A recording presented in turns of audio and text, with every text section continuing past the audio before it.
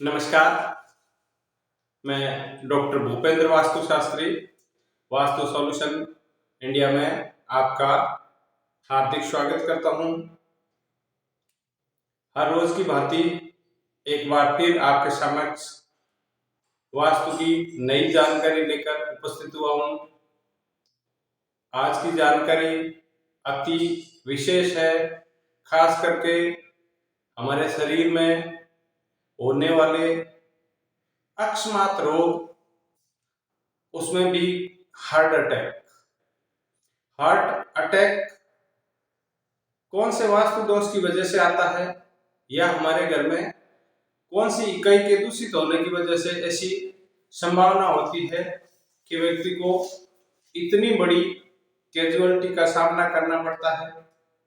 दोस्तों, विषय बहुत ही गंभीर है, प्रभाव भी बहुत गंभीर होते हैं वास्तु के। आप माने या ना माने, आप जानकर अनजान बने, या आप किसी बहाने के साथ वास्तु को इग्नोर करें, लेकिन वास्तु अपना प्रभाव दिखाता है। इसमें कोई संशय नहीं है, कोई दो राय नहीं है, किसी प्रकार का डाउट करने की कहीं भी कोई गुंजाइश नहीं है। वास्तु प्रकृति है, और प्रकृति में जिस प्रकार की घटना होगी उसकी पुनरावृत्ति होगी, या प्रकृति को आप जो देंगे प्रकृति आपको वही पुनः लौटाएगी, उसका फल आपको भोगना पड़ेगा।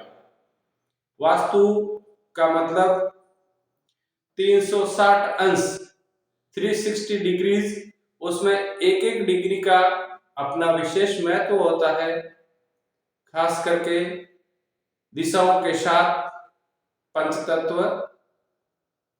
भवन की हर वो आंतरिक इकाई जिसका हम उपयोग करते हैं, भवन का बाहरी वातावरण, भवन का रंग, दरवाजे का आकार प्रकार और पेड़ पौधे, इनके साथ बाहरी वातावरण में कहीं पहाड़ है, कहीं नदी है, कहीं नाला है, ये सभी हमारे जीवन में अपना प्रभाव रखते हैं।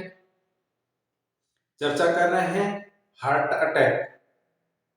इसके लिए हमारे घर में कौन सी दिशा या कौन से कोण दूषित होने की वजह से इतना गंभीर रोग पनप जाता है, या कोई व्यक्ति इस रोग की वजह से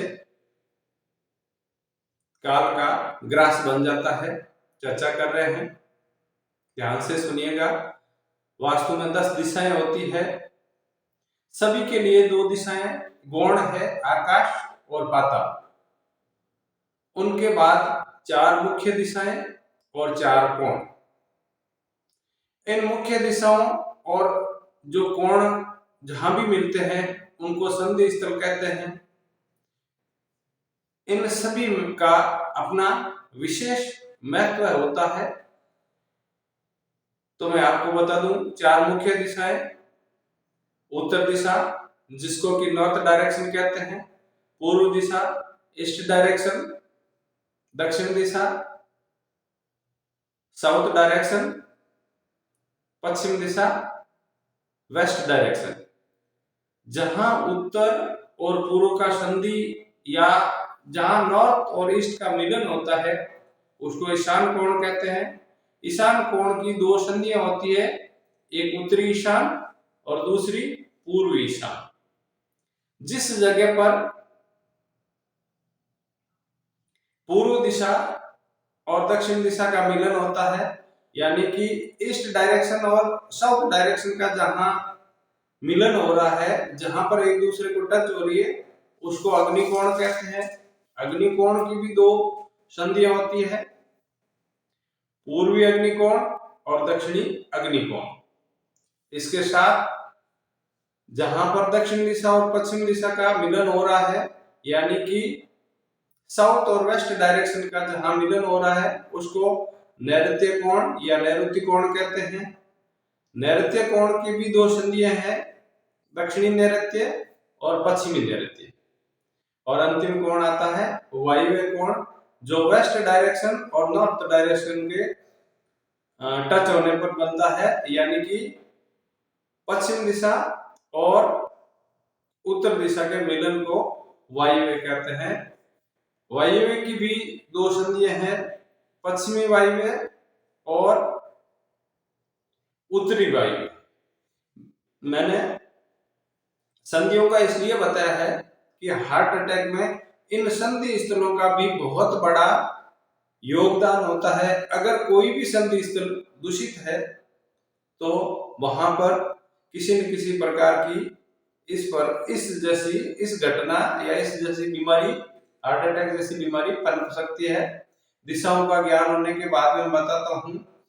ईशान, जो कि हमारे लिए सबसे उचित और सबसे अच्छी और सबसे शुद्ध अगर दिशा मानी जाती है तो वो ईशान है। ईशान की अगर पूर्व संधि पर किसी भी व्यक्ति ने शौचालय बना दिया है या बहुत बड़ा कोई पिलर खड़ा कर दिया है या वहां पर बहुत बड़ी दीवार जो तिरछी ब्रह्म से होती हुई ईशान और पूर्वी दिशा का जो संधि स्थल है वहां पर बहुत बड़ी दीवार खींच दी गई है, तो ये संधि स्थल दूषित होगा। ये संधि स्थल जिस घर में भी दूषित है वहां पर हार्ट अटैक की संभावनाएं होती है। इसके साथ अगर किसी भी व्यक्ति ने ईस्ट डायरेक्शन यानी कि पूर्व दिशा को वास्तु में दूषित कर रखा है तो वहां पर भी ऐसी संभावनाएं होती है। और अगर कोई व्यक्ति हार्ट अटैक से काल का ग्रास बन रहा है तो आग्नेय कोण की दोनों संधि है, यानी कि आग्नेय कोण की जो पूर्वी संधि है वहां पर और आग्नेय कोण की जो दक्षिणी संधि है वहां पर, या पूर्ण रूपेण आग्नेय कोण ईशान के साथ साथ दूषित है, पूर्व दिशा भी दूषित है। और इन सब में जब नैऋत्य का दूषित होना पाया जाता है तो ये इस घटना की उस घर में पुनरावृत्ति भी हो सकती है। मित्रों, एक अच्छे वास्तुशास्त्री के नाते आपसे आग्रह करूंगा कि आप ऐसे दोषों का निवारण करें और अपने भविष्य पर इस प्रकार की जो तलवार लटक रही है हार्ट अटैक जैसी बीमारी की, उसको आप कम करें, उस संभावनाओं को क्षीण करें और अपने जीवन का सुखद आनंद लें। अगर आपको मेरा ये वीडियो अच्छा लगता है तो शेयर करें, नहीं तो अपनी उपस्थिति कमेंट्स में जय माता दी के रूप में अवश्य दर्ज कराएं।